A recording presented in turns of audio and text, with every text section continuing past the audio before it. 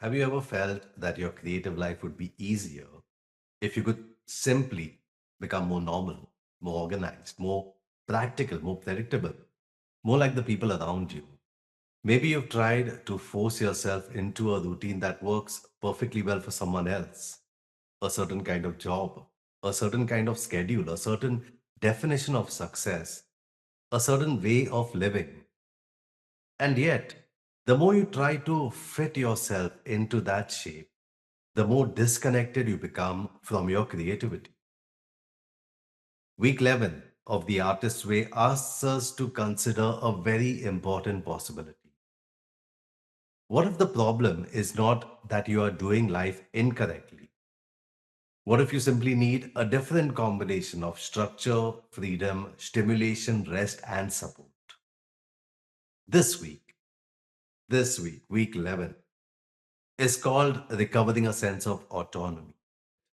Autonomy means learning to take responsibility for your own creative life, not living entirely by other people's expectations, not measuring your worth only through money, recognition, or approval, and not abandoning what nourishes you simply because someone else considers it impractical.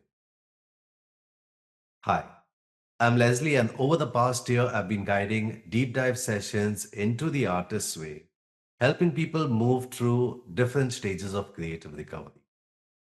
And week 11 asks a very mature question. What does it mean to live in a way that genuinely supports your creativity? Not the fantasy of a creative life, not the image of the successful artist, but the actual daily conditions that allow you to keep creating. This week explores four major themes: acceptance, success, movement, and creating a personal source of nourishment and support. Let's begin with acceptance. Julia Cameron begins with a simple declaration: I am an artist. This may sound obvious, but accepting it can be difficult. Because accepting yourself as an artist means accepting that you may need something different from other people, or you may need more solitude, or more stimulation, more structure, or more flexibility. You may find that a regular job gives you stability and frees your mind to create. Or you may find that the same kind of job drains you so completely that nothing remains. There's no single correct formula. And that is the point. Autonomy requires experimentation. You have to learn what actually works for you, not what should work, not what looks impressive, not what someone else insists is responsible, but what genuinely supports your creative energy. This is one of the most valuable lessons in the chapter. We often try to build a creative life according to an ideal: the ideal full time artist, the ideal disciplined writer, the ideal organized studio, the ideal career path. But your creativity may not fit the ideal. And if you keep forcing it to fit, you may mistake incompatibility for failure. Maybe you are not bad at creativity. Maybe the system you are using is wrong for you. Acceptance begins with curiosity. When do I feel most creative? What drains me? What steadies me? What kind of structure helps me? What kind of structure makes me shut down? What do I need more of? And what am I pretending to need because it makes me look more acceptable? Julia Cameron talks about money. And this is another place where autonomy becomes difficult. It is very easy to believe that money validates the work. If people buy it, it must be good. If they do not buy it, it must not matter. If if it earns enough, then perhaps we are allowed to call ourselves artists. But markets are unpredictable. Good work does not always sell. Poor work sometimes sells very well. People may admire the work and still not pay promptly. Trends change. Opportunities appear and disappear. You cannot allow all of that to determine whether your work has value. This does not mean money is unimportant. Artists need to live. Artists deserve to be paid. But market value and artistic value are not always the same thing. If you have a poem to write, the poem still needs to be written, whether or not it sells. If you have a song to make, its first purpose is not to justify itself commercially. Its first purpose is to exist. That may be one of the hardest parts of creative autonomy. To do the work without demanding immediate proof that the work matters. Julia Cameron says that self respect comes from doing the work, one page at a time, one rehearsal at a time, one painting at a time, one small act of showing up, not from waiting for the world to issue permission. And this includes giving yourself permission to do the work badly. Sometimes you will write badly, you will draw badly, you will perform badly. Sometimes you will make something that no one understands. You will make something that you later dislike. You still have the right to do it because imperfect work is often the path to work that feels true. So here's the first reflection for this week. What conditions genuinely support my creativity? Where am I trying to live according to someone else's formula? And have I been allowing money or approval to determine the value of my work? The second theme in this chapter is self nurturing. Julia Cameron makes a strong connection between self nurturing and self respect. The more we care for the artist within us, the more stable and responsible we often become. This may sound counterintuitive. Many of us have been taught that adulthood means suppressing the playful, the strange, the curious, the impractical parts of ourselves. We believe responsibility means ignoring what delights us. We think being serious means becoming dull. But when the creative self is ignored for too long, it does not simply disappear. It becomes resentful, restless, depressed, irritable. We may begin acting out in other ways, overeating, overworking, becoming angry, starting conflicts, feeling trapped. The problem is not always that we need more discipline. Sometimes the problem is that we have abandoned an important part of ourselves. Julia uses the language of the artist child. This part of us, the artist child, it responds to images, to music, to texture, to color, to play, to curiosity, to strange objects, to beautiful bottles, to unusual clothes, to things that may have no obvious practical value, but make us feel more alive. To protect our creativity, we need to stop judging everything only by usefulness. Something can matter because it delights you. A song can matter because it changes your mood. A piece of fabric can matter because it makes you imagine another place. A walk can matter because the light on the trees gives you an idea. A strange coat can matter because wearing it helps you feel more like yourself.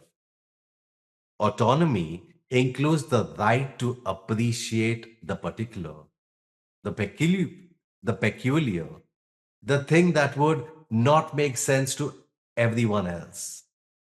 The creative life, it's often built from these small private connections.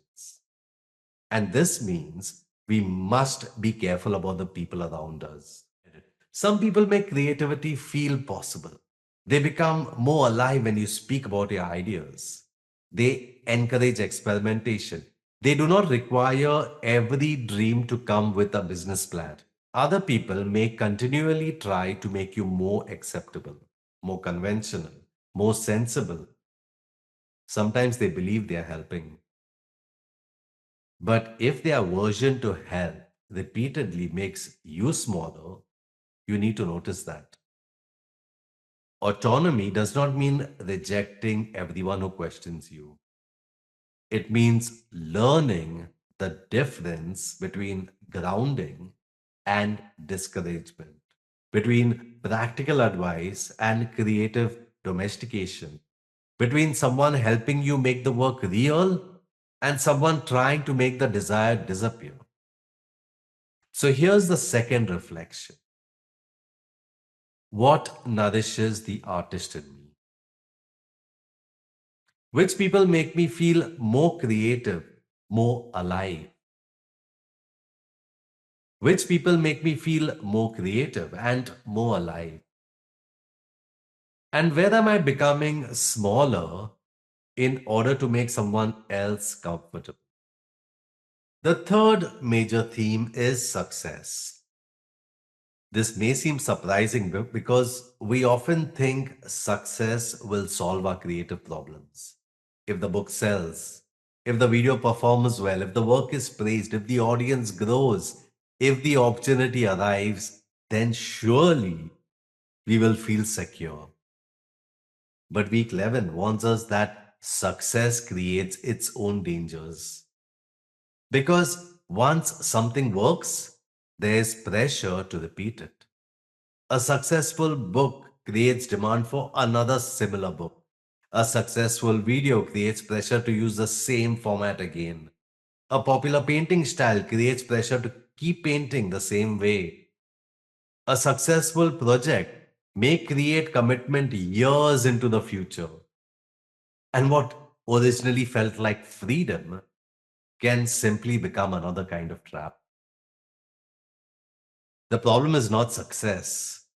The problem is becoming imprisoned by what succeeded. Creativity continues to move. It becomes curious about something else. It wants to explore, to experiment, to risk, to begin again. But the market may say, no, give us more of what worked before. And now the artist faces a difficult choice. Do I remain loyal to the formula or do I remain loyal to the creative impulse? This does not mean abandoning every successful path. It does not mean refusing practical opportunities. It means staying awake. It means noticing when repetition becomes stagnation. It means leaving enough room in your schedule for work that has no guarantee attached to it, for work that still makes you curious, for work that may be less profitable but more alive. Julia Cameron says that a sustained creative life requires the humility to become a beginner again. That is important. Success often gives us an identity. We become known for something. And then beginning again can feel like losing status. We may have to become uncertain, clumsy, unproven. We may have to take on something that does not look like our previous success. But if we refuse to begin again, creative restlessness often becomes dissatisfaction. The outer life may look successful, but the inner life, it becomes stale.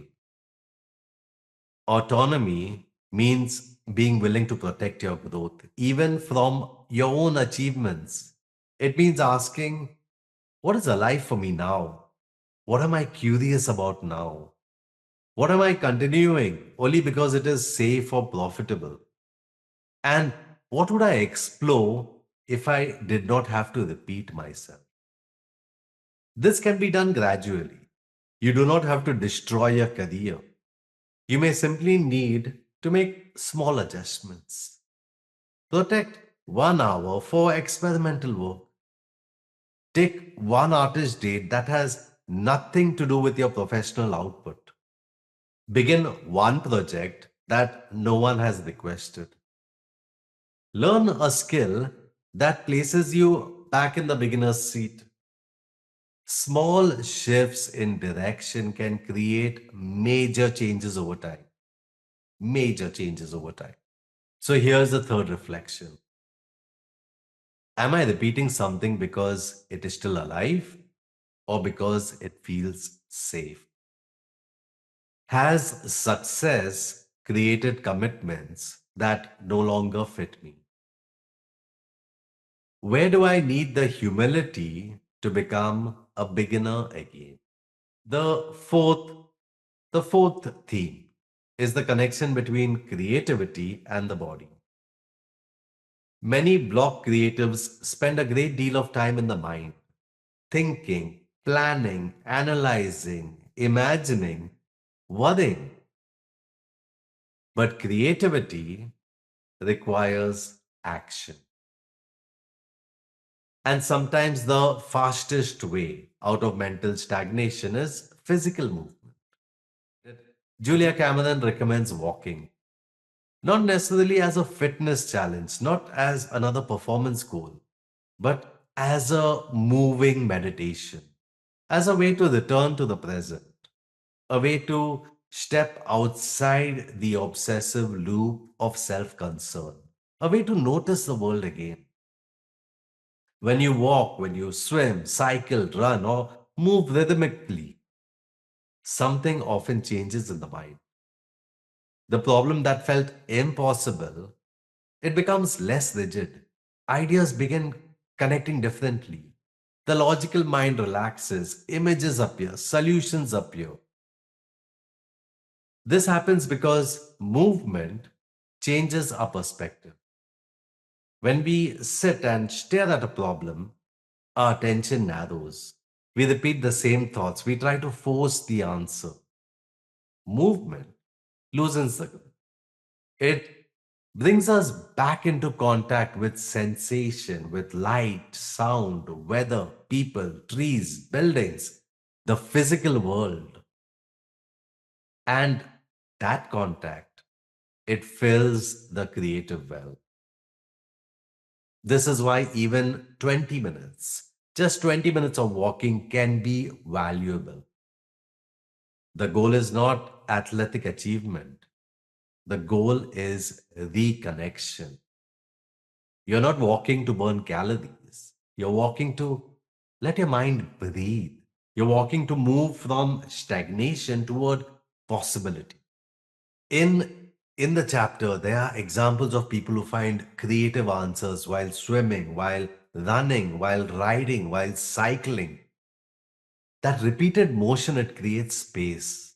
The conscious mind, it stops trying to control everything. And another kind of intelligence becomes available. You may have probably experienced this yourself. You stop trying to solve a problem. You go for the walk. And halfway through, the answer appears. Not because the walk was magical, but simply because you stop tightening around the problem. Movement also teaches patience. You learn to take one step, then another. You learn that progress can happen without drama, that strength develops to repetition, that a difficult stretch does not mean the journey is over. And these lessons transfer directly into our creative work. So here's the fourth reflection. Where have I become trapped in overthinking? What kind of movement? What kind of movement helps me feel more present? What problem might I take for the walk instead of trying to force an answer? The final idea in this chapter is creating an artist's altar. You do not need to understand this in a formal or religious way. Just think of it as a small physical place that reminds you of what matters. This can be a corner, a shelf, a desk, a window ledge. Somewhere you place objects that help you feel centered and creatively connected. Objects like a candle, a stone, a photograph, a shell, a piece of fabric, a card with an affirmation, something from nature, something playful, something beautiful. The purpose is not decoration for its own sake. It is to create a visible reminder that creativity deserves a place in your life. Many of us say creativity matters, but there is no physical evidence of it anyway in our day. No protected time, no prepared space, no tools within reach, no reminder. An artist's altar makes the commitment tangible. It says, this matters. This belongs here. I belong here. It can also become a simple ritual, like lighting a candle before writing, reading an affirmation, holding a smooth stone, playing one piece of music, taking three quiet breaths before beginning. Ritual helps create a transition from ordinary busyness into creative action. And because the artist within responds to the senses, the ritual should feel personal. It can be beautiful, strange, colorful, simple, even silly. It doesn't have to impress anyone. It only has to help you return. So here's the final reflection of this chapter. What object reminds me of my creativity? Where could I create a small space that belongs to the artist in me? And what simple ritual could help me return to the work? Week 11 is ultimately about permission. Permission to discover what works for you. Permission to stop measuring your value only through money or recognition. Permission to nurture the parts of yourself that other people may not understand. Permission to change direction after success. Permission to become a beginner again. Permission to move your body, clear your mind, and follow what makes you feel alive. Autonomy does not mean doing everything alone. It means taking responsibility for staying connected to your own creative truth. It means listening to advice without surrendering your authority. It means allowing your career, your schedule, and your life to support the work instead of slowly suffocating it. So, if you take one thing from week 11, let it be this: your creative life does not have to look like anyone else's. Your responsibility is not to become more normal. Your responsibility is to discover what keeps you alive, what keeps you honest, what keeps you creative. Thank you for joining me for week 11 of The Artist's Way. I would love to hear from you in the comments. What is one condition, one boundary, one ritual, or one form of support that helps you create more freely? And where might you need to stop following someone else's formula? In the next video, we'll move into week 12, recovering a sense of faith. I'll see you then.